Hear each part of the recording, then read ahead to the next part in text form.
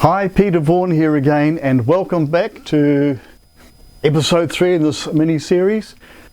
When I discussed last time about going through time, and in this one here, I'm going to go back and show you how you can avoid something if you know.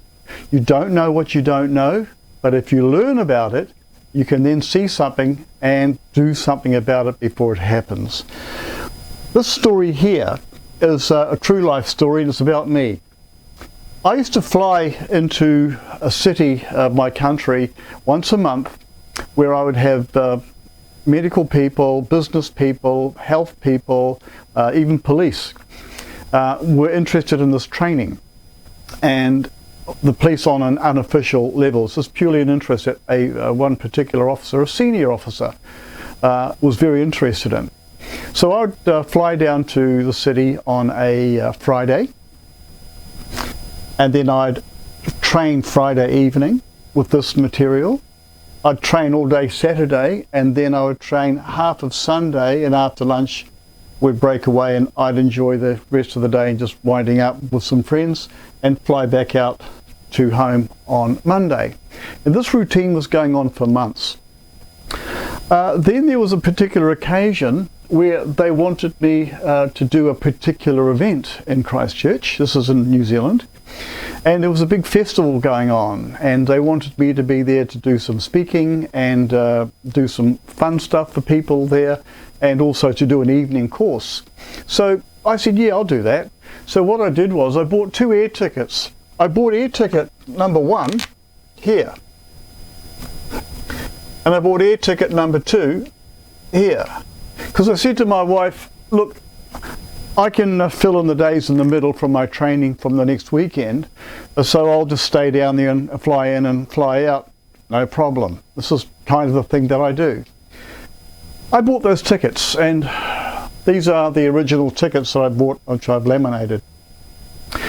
Then as it got a bit closer, because I did the bookings the month ahead, when I got to that month I thought I'd better check out, just things are all okay. And when I did check out, when I used my knowledge, I looked here and I went, on the Tuesday and the Wednesday and the Thursday in the middle, I could see death in my own chart. I thought, I don't like this. So I then looked at my wife's chart, who wasn't going down, and it showed death in her chart as well. Now, so if something should happen to me, she would feel horror. If something while I'm down there happened to her, I would feel horror. So I had to check out something else. Who was sitting in the horror spot? I did a calculation on the city of Christchurch. And when I did that, I discovered that the city itself, on these days in here, was showing death as well. Now, how can a city show death? Well, somebody named it once, and they named it on a date.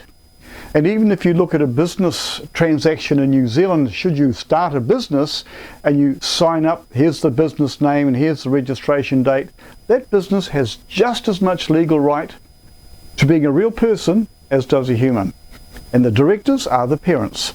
So it's for us to look after the business. Here it's for us to look after Christchurch. Well, so I went down and bought 2 extra tickets. I'm not down, I just got online. So I bought ticket number 3 here and number 4 here. So fly in, fly out, fly back down, fly out to avoid this. Well, I flew down on the 18th and I did my training, and then on the 21st I flew out. And on Tuesday the 22nd of February, Christchurch collapsed in an earthquake. I had been in the buildings that turned into brick the day before. If I had been still down there and Christchurch came down, my death day was imminent. So does that mean I had to die? No, it means that I used something that I've discovered to help people realize that once you know something, you can avoid problems and therefore circumnavigate that. Now this particular ticket, airline ticket here, this is in 2011 February. Friday the 18th is here, Monday the 21st is here to fly out. So between these two ticket lines, for ticket 3 number and ticket number 4, Friday the 25th and Monday the 28th, is when Christchurch died. Is this just purely coincidental? Well, if it was, why would I buy 4 tickets? Why would I do that? It's because I preempted a danger, and I stepped aside from that danger, because not just me, it makes more effect when I look at people around me or places around me that also show death and dying or major problems. So when you do a disaster, when I study disasters on this, I can see when there's going to be a mass problem. It could be a school, for example, a school shooting or something like that. It will show up in the whole school's, the attendees, the kids, and even the teachers. Using this here, which is what your and my brain are programmed with, and understanding how this is also a language. And when you put it all together and create software, because this is software. Now I'm going to bring this up close, and what you're going to see here, when I bring it up close, in the circle are 2 yellow or highlighted areas. And one of them has the number 625 and then 746. The top number 6 and the bottom number 5, 6 plus 5 equals 11, which is reduced to a 2 in the middle. And the next one, 7 plus 6 is 13, which is 4. So 11 and 13 are 2 key codes that I look for in disasters or danger. This is the year 2011 for me. On this one here, my better half, if I've put it down, is the same thing, 211, and over here it's now got 5, 2, 6, and 6 and 5 is 11, and then 6, 4, 7, and they're 2 out red lines, 6 and 7 is 13. They're the opposite, but they are the same. And here on my wife's chart, it says here for the whole year a 5, 4, an 8, 4 and a 5. 8 and 5 makes 13, 4. So I'd like you to look at that, and I feel you can see that now. So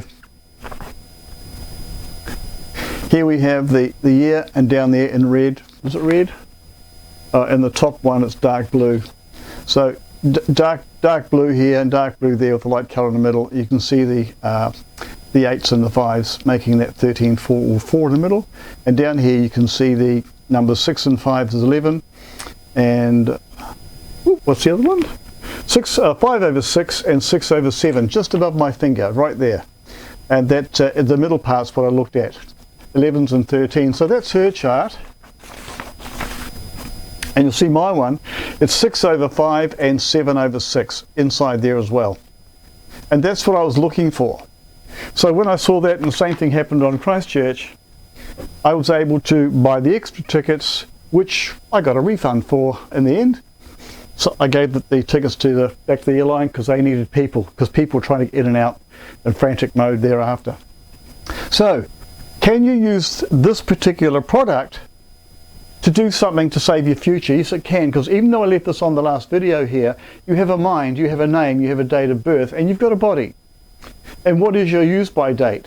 Well, if I'm like long life milk, in this case I made my life last, because now we're looking at 2020 where we are, that's 9 years ago.